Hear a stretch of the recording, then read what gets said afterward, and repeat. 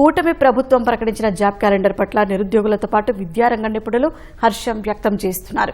ఏ ఉద్యోగాలకు ఏ నెలలో నోటిఫికేషన్ ఇస్తారో స్పష్టత ఇవ్వడం పోటీ పరీక్షలకు సన్నద్దమవుతున్న వారికి ఎంతో ఉపయోగకరమంటున్నారు.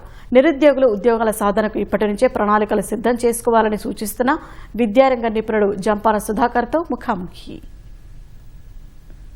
నిరుద్యోగులు ఈ ఉద్యోగాలకు ఏ విధంగా సన్నద్ధం కావాలి, ఉన్న సమయాన్ని రాష్ట్ర ప్రభుత్వం స్పష్టత ఇచ్చింది కాబట్టి ఆ ఉన్న సమయంలో ఏ విధంగా ఈ ఉద్యోగాలకు సన్నద్ధం అవ్వాలి, ఇలాంటి విషయాలన్నీ మాట్లాడేందుకు ఎంతోమంది నిరుద్యోగులకి ఉపాధి కోసం శిక్షణ ఇచ్చి ఉపాధి అవకాశాలు కల్పించినటువంటి సుధాకర్ గారు మనతో ఉన్నారు. ఆయన మరిన్ని విషయాలు తెలుసుకుందాం. సార్ చెప్పండి, ప్రధానంగా సమయాన్ని నిరుద్యోగులు ఏ విధంగా సద్వినియోగం చేసుకోవాలంటారు? గతంలో నోటిఫికేషన్ ఎప్పుడొస్తుంది అని ఎదురు చూస్తూ ఉండేటువంటి నిరుద్యోగులకి ఈ కూటమి ప్రభుత్వం ఒక మంచి గుడ్ న్యూస్ అని చెప్పింది. ఎప్పుడు నోటిఫికేషన్ వస్తుందో స్పష్టమైనటువంటి తేదీలతో ఎన్ని పోస్టులు ఇవ్వగలుగుతామో ఆ పోస్టులతో కూడినటువంటి నోటిఫికేషన్ రిలీజ్ చేయడం జరిగింది, ప్రకటన రిలీజ్ చేయడం జరిగింది. ఇప్పుడు for example group 1 notification August 15వ తారీఖున రిలీజ్ అవుతుందని ప్రకటించింది. 91 పోస్టులు గ్రూప్ 1 ఉండేటువంటి అవకాశం ఉన్నది. దానితో ఇది నిరుద్యోగులకి కొండంత అండ. నోటిఫికేషన్ వస్తుందో రాదో, వస్తే ఎన్ని పోస్టులు ఉంటాయో ఉండవో అనేటువంటి కాన్సెప్ట్కి, అనేటువంటి కన్ఫ్యూజన్కి తెరదించి ఒక స్పష్టమైనటువంటి ప్రణాళికని విద్యార్థి రూపొందించుకొని తను గ్రౌండ్ లెవెల్ నుంచి ప్రిపేర్ అవడానికి కావాల్సినటువంటి సమయాన్ని ఈ యొక్క ప్రకటన ఇచ్చిందని చెప్పడంలో ఎటువంటి సందేహం లేదు. ఇలా ప్రతి సబ్జెక్టుకి సంబంధించినటువంటి ప్రణాళికని రూపొందించుకొని కంప్లీట్ అయినటువంటి విద్యార్థులేమో మరింత స్పష్టమైన రివిజన్కి వెళ్ళే అవకాశం ఉంటుంది. ఇప్పుడే ప్రిపరేషన్ స్టార్ట్ చేసే అభ్యర్థులకు కూడా ఈ యొక్క ప్రకటన ఎంతో ఉత్సాహాన్ని ఇచ్చేటువంటిదిగా చెప్పొచ్చు. ఎందువల్లంటే ఇక్కడి నుంచి మ్యాక్సిమం ఒక 6 నుంచి 8 నెలల సమయం కనిపిస్తుంది విద్యార్థికి తన యొక్క ప్రిపరేషన్ పాయింట్ ఆఫ్ వ్యూలో.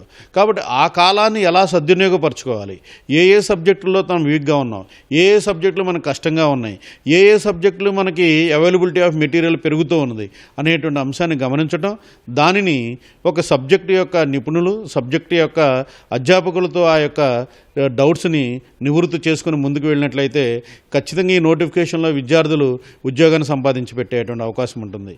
దీంతో పాటుగా మరొక ముఖ్యమైనటువంటి అంశం ఏంటంటే సెప్టెంబర్ 15వ తారీఖున గ్రూప్ 2 750 నోటిఫికేషన్ పడుతుంది అని పేర్కొంది.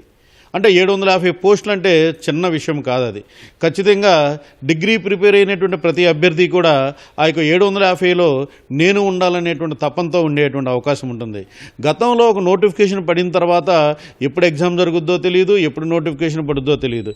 అటువంటి పరిస్థితులు ఇంత స్పష్టమైనటువంటి ప్రకటన వచ్చిన తర్వాత గ్రూప్ 2 అభ్యర్థులు ఖచ్చితంగా వారి యొక్క ఏపీ హిస్టరీకి సంబంధించిన కాన్సెప్ట్ కానీ, ఇండియన్ కాన్స్టిట్యూషన్కి సంబంధించిన కాన్సెప్ట్ కానీ, అదేవిధంగా ఎకానమీకి సంబంధించిన కాన్సెప్ట్ కానీ, సైన్స్ అండ్ టెక్నాలజీకి సంబంధించిన కాన్సెప్ట్లను కానీ ఒక్కసారి జనరల్ స్టడీస్ ఓరియంటెడ్గా చూసుకున్నట్లయితే సరిపోతుంది.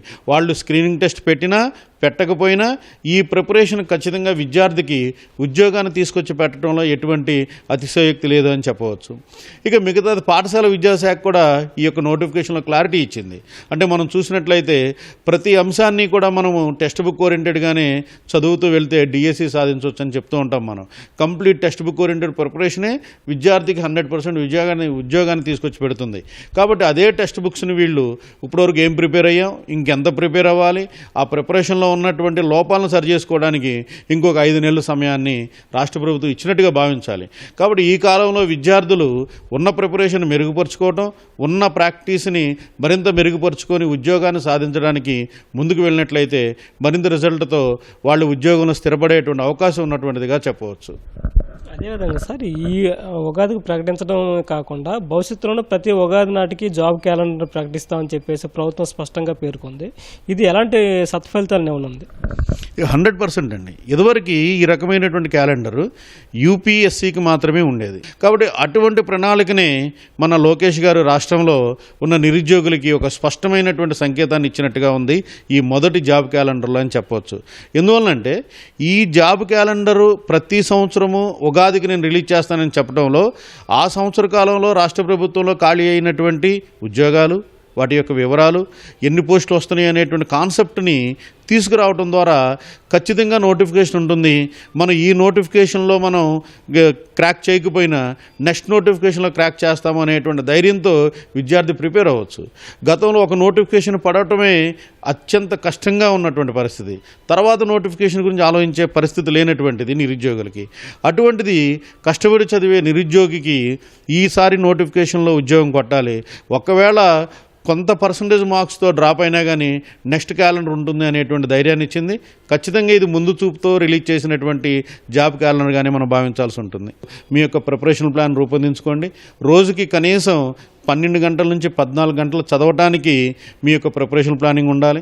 ఒక 6 నుంచి 7 గంటలు కోచింగ్ సెంటర్లో మీరు ప్రిపేర్ అయినా మిగతా టైము ప్రిపరేషన్కి వాడండి. జంపన్ సుధాకర్ గారు చెబుతున్న విషయాలు సరైన ప్రణాళిక, ఆహార నియమాలు పాటించి ఈ పరీక్షలకు సన్నద్ధం అవ్వాల్సిన అవసరం ఉందని చెప్పేసి ఆయన అభిప్రాయపడుతున్నారు. ఆ విధంగా అయితే ఏదైతే లక్ష్యం ఏర్పరచుకున్నారో నిరుద్యోగులు ఆ లక్ష్యాన్ని సాధించేందుకు కూడా అవకాశం ఉంటుందని చెప్పేసి ఆయన స్పష్టం చేస్తున్నారు. కెమెరామెన్ శేషబాబుతో కనకారావు, ఈటీవీ న్యూస్, విజయవాడ నుంచి.